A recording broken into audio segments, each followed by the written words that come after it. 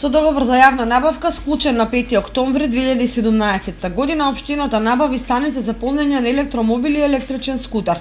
Барањето за оваа набавка е поднесено од секторот за планирање и развој на 15 мај 2017 година, а јавната набавка е составена од два дела.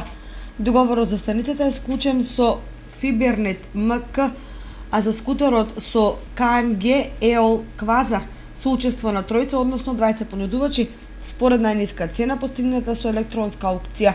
Станицата за полнење на електромобили чини 246.738 денари, а електроскутерот 301.490 денари или вкупно 548.228 денари.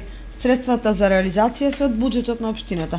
Набавката на станицата и на електромобилот е заради подобрување на квалитетот на граѓаните на локално ниво со намалување на штетните гасови, намалување на урбаната бучава, заштитеноста на почвата и водата, помали трошоци за одржување и пониска цена на погонско гориво, како и актуелниот развој на автомобилската индустрија.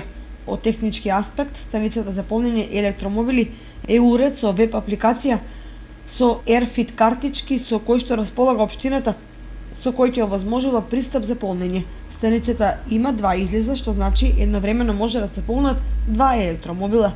Електричниот скутер пак се полни преку адаптери на обичен штекер и со едно полнење кое трае од 7 до 8 часа. Може да помине околу 80 км.